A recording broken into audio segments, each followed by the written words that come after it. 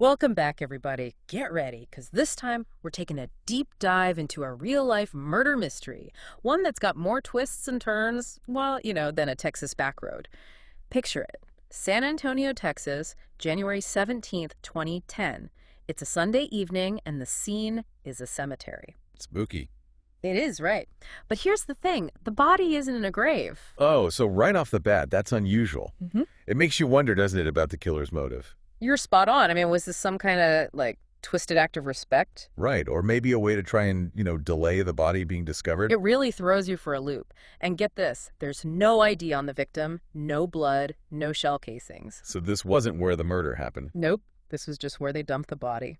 But lucky for us, the San Antonio PD's got a pretty amazing team on the case. Detectives Lisa and Kimberly. Ah, I've heard of them. They're like partners for years. Yeah. Super in sync, right? Exactly. They're known for finishing each other's sentences, that kind of thing. Yeah. So who was this mystery man they found in the cemetery? Well, they uncover his identity. Samuel Johnson Jr., 26 years old, father of two. And to make ends meet, he was working two jobs. Two jobs. Wow. Yeah, a middle school safety officer and a bus driver for VIA Metropolitan Transit. And that's important, right? Because didn't they find something on his body? Some kind of VIA equipment? Hold that thought. We'll come back to that. So Samuel's fiancée, Erica, tells the detectives he was on his way to see his ex-girlfriend, Vanessa. They shared an 18-month-old son. Okay. And apparently Samuel was going to collect some money from Vanessa, maybe something to do with an insurance claim. But here's where it gets a little wild.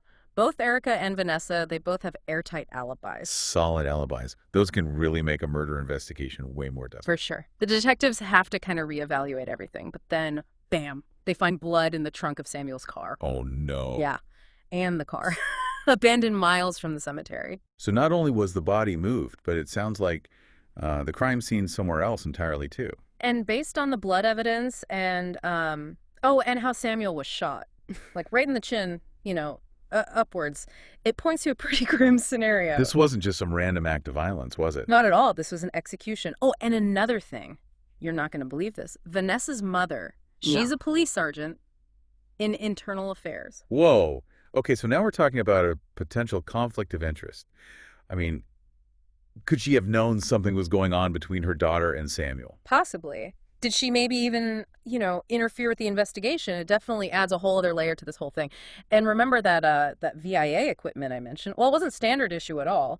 Yeah. It was some kind of modified device, one that's used to track vehicles. Looks like Samuel wasn't just a hardworking dad and bus driver. He was moonlighting as a high-tech thief. Okay, hold up. So this whole investigation just took a hard left turn. It's not just about a love triangle anymore. We're in organized crime territory now. Bingo. And this is where those Black Widow cases come into play. The ones we talked about before. Oh, yeah, those are fascinating. And scary. Well, guess what? Samuel had filed, get this, 3 insurance claims in recent years. A car fire, a house fire, and a $750,000 life insurance policy, all with Vanessa as the beneficiary. So we've got a potentially dangerous ex who stands to inherit a lot of money. But remember, she's got that alibi. Right, but that alibi might not be as ironclad as we thought, because a witness from Mississippi comes forward. Adrian, his name is.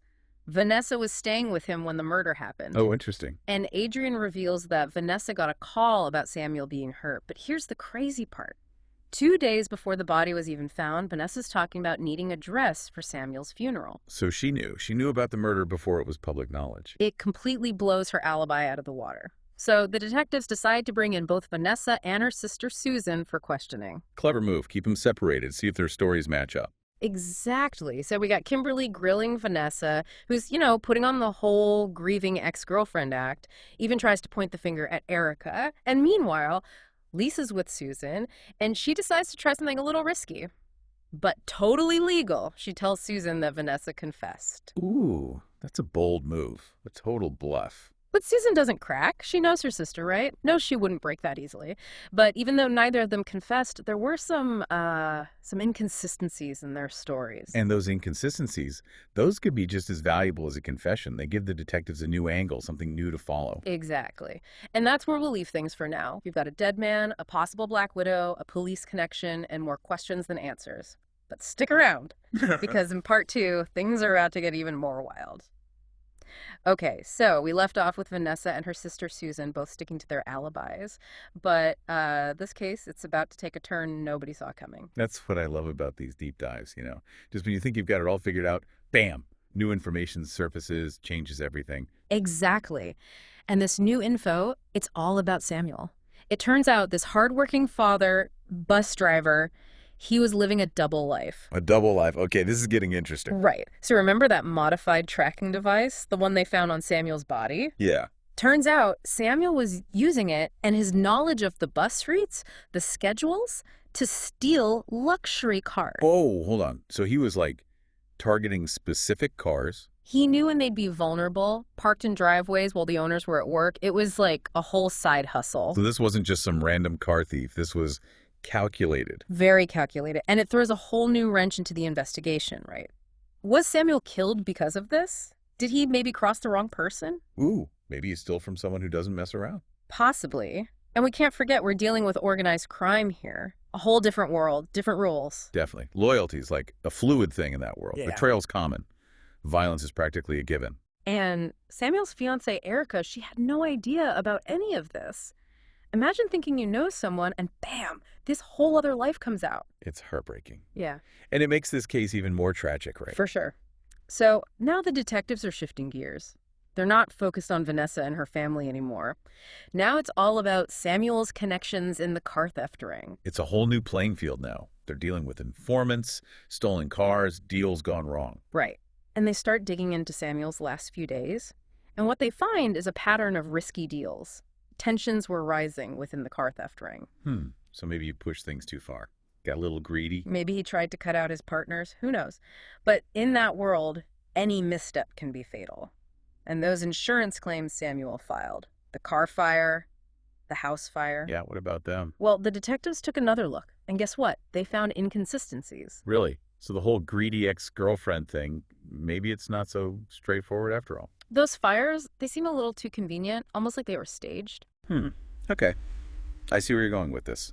And some witnesses come forward and they suggest that Samuel might have been encouraged to name Vanessa as the beneficiary. So maybe she was playing the long game here, setting the stage. Exactly. It's a bit chilling, isn't it? But even with all this, they still need hard evidence to link Vanessa to the murder, the smoking gun. It's always the challenge, right? You can have suspicions, but you need proof. And in a case this tangled, that proof can be hard to find. And the pressure's mounting. The media, the public, everyone wants answers. The detectives, they're working around the clock, poring over phone records, bank statements, surveillance footage. Determined to find something, anything to break the case wide open. And then finally they get their break. They uncover a secret email account, one that Samuel used to talk to Vanessa. And what do they find in the emails? Messages that show Vanessa wasn't just aware of Samuel's extracurricular activities, she was encouraging him, telling him to take bigger risks, steal more expensive cars. Wow, so she was actively pushing him further into danger, knowing the risks. And in one email, she even mentions needing a dress for a funeral. Weeks before Samuel's death, that's our smoking gun. That's cold. Calculating. It goes way beyond just wanting the insurance money. With that email, the detectives finally had enough to arrest Vanessa. They charge her with conspiracy to commit murder and insurance fraud. It's a victory, but, you know, a bittersweet one. Definitely. Samuel's gone, a victim of his own choices, and the woman who pretended to love him. It's a reminder that even seemingly normal lives can hide these incredible secrets. And that the people we think we know, the ones closest to us, they can be capable of anything. We're back, and man, this case, the murder of Sam Johnson Jr., it just keeps getting more and more twisted. We've uncovered his double life, his ties to this car theft ring, and the possibility that his ex-girlfriend was, setting him up all along for that insurance money. And let's not forget about Vanessa's mother, that internal affairs sergeant. Could she have been involved? Was she protecting her daughters? There are so many layers to this, and the detectives are under a ton of pressure to find some answers.